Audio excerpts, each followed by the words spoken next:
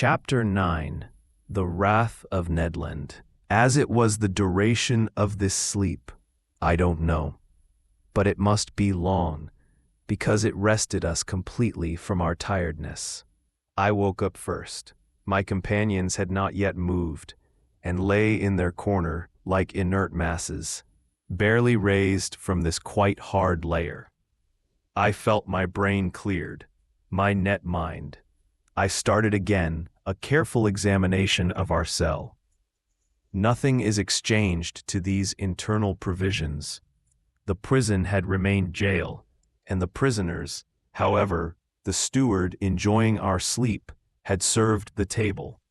So there was no indication of a change in this situation soon, and I seriously wondered if we were destined to oxygen enclosed in 100 liters of air, and it is air loaded, then an almost equal quantity of carbonic acid becomes irrespirable. It was therefore urgent to renew the atmosphere of our prison, and probably also the atmosphere of the underwater boat. There was a question in my mind how to proceed. The commander of this floating house obtained air by chemical means, by releasing, by the heat, the oxygen contained in potash chlorate, and absorbing the carbonic acid by caustic potash. In this case, he had to have preserved some relations with the continents.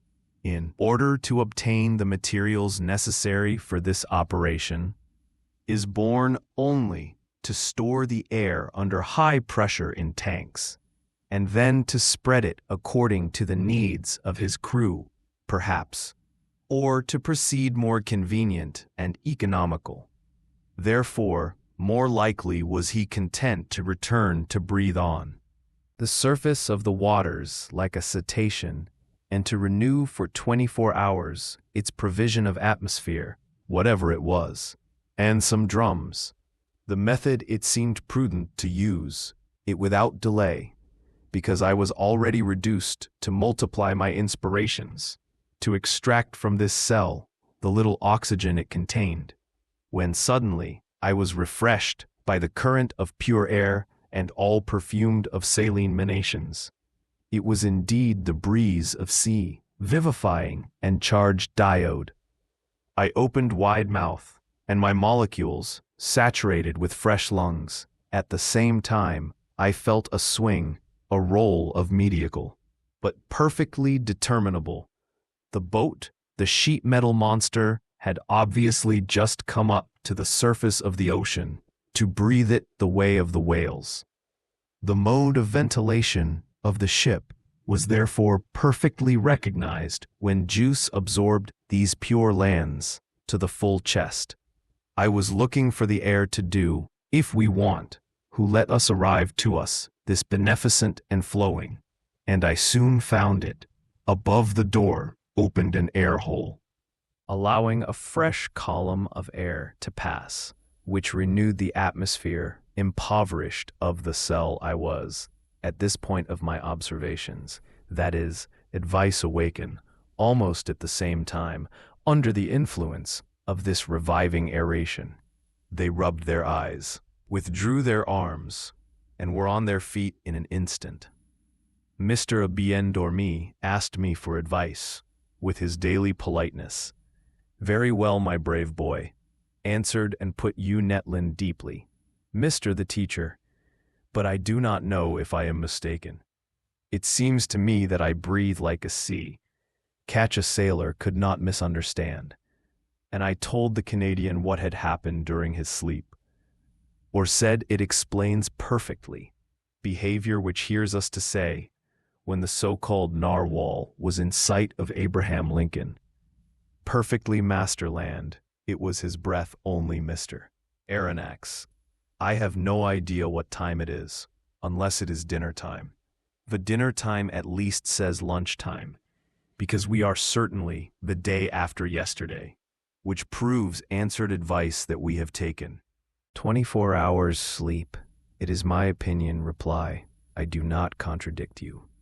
No reply to Ned Land, but dinner or lunch, the steward will be welcome. He brings the news, one and the other said just advice, replied the Canadian.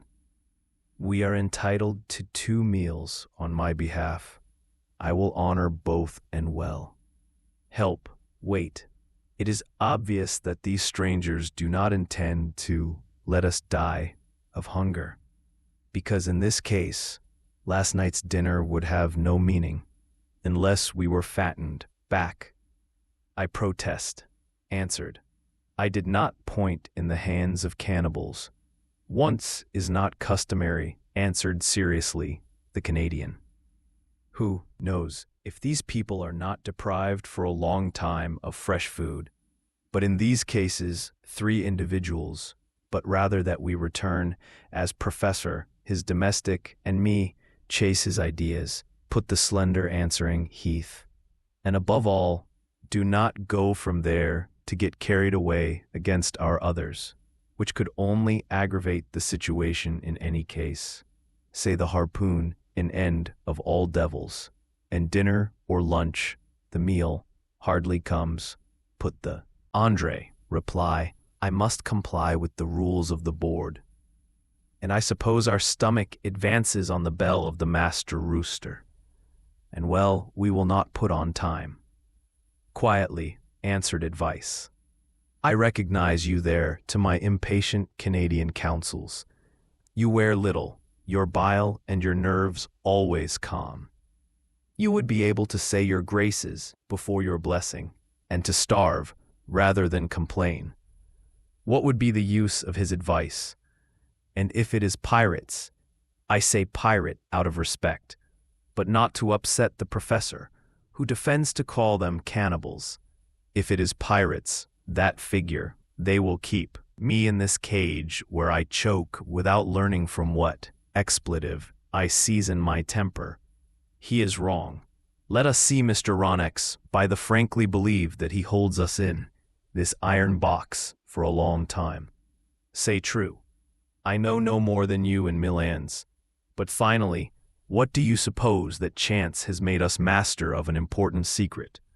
The crew of this underwater boat has an interest in keeping it, and if it is of more serious interest than the lives of 3 men, I believe that our existence is very compromised, if not at the first opportunity, the monster who has engulfed us will return us to the world inhabited by our fellow men of mine, who do not enlist among his crew, says counsel, and who thus keeps us until a moment replicates an aid land to some frigate faster or more to the right than the slab Lincoln, without mentioning this nest of Forbans, and we fire his crew and breathe one last time at the end of his good grandmother, to put Landry, I replied, but where has not yet made us, that I know of proposals in this regard useless, so to discuss the party that we will have to take if necessary. I repeat to you, wait, let us take advice of the circumstances, and do nothing, since there is nothing to do. On the contrary, the professor replied, the harpoon, who did not want to bite it, must do something, and what? Therefore, to put language to save us, to save ourselves from a land prison, is often difficult, but from an underwater prison it seems absolutely practicable to me. Go to Minette, request to advice what answer you to the objection of Mr. I can never believe that an American is ever to a lot of resources. The harpooner, visibly embarrassed, this theory of a leak, in the conditions where chance had thrown us, was absolutely impossible. But a Canadian is half French, and Master Ned Land made him see by his answer. So Mr. Aronnax rehashed after a few moments of reflection. You do not guess what people must do who cannot escape from their prison. A name, my friend, it is very simple. It must arrange so to stay there by Blue, who advises even better to be in than on or under. But after throwing out pretty keychain and guard, add an aid. What Ned would think of you seriously. In you to speak of this building seriously, replied the Canadian. "It is impossible." "Why then, sir? He can present himself something favorable, and I do not see what could prevent us from enjoying it if they are only 20 men on board this machine. They finally make 2 French back and a Canadian. I suppose better to admit the proposal of the harpoon than to discuss it. So, I was content to answer, 'Let the circumstances put Landis, and we will see. But until then, please contain your impatience. We can only act by ruse, and it is not by carrying you that you will give rise to favorable chances. Promise me so that you accept the situation without too much anger.'" The professor replied Ned Land in a rather reassuring tone. "Not a violent word will come out of my mouth. Not a brutal gesture will betray me. Even though the service of the table will not be done with all the desirable regularity. I have your word." Does not help answer the Canadians. Then the conversation was suspended, and each of us began to think for ourselves. I will admit that for my account, and despite the assurance of the harpooner, I kept no illusion. I did not admit to his favorable chances, which Ned Land had spoken to be so surely maneuvered the underwater crew and demanded a number consequently. In the case of a struggle, we would have to be too strong. Besides, it was first of all to be free, and we were not. I saw no way to even flee this sheet cell, so hermetically sealed.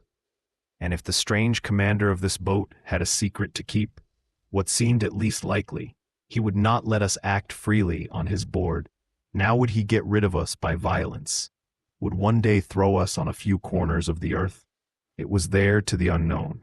All these assumptions seemed extremely plausible to me, and it was necessary to be a harpoon to hope to regain his freedom.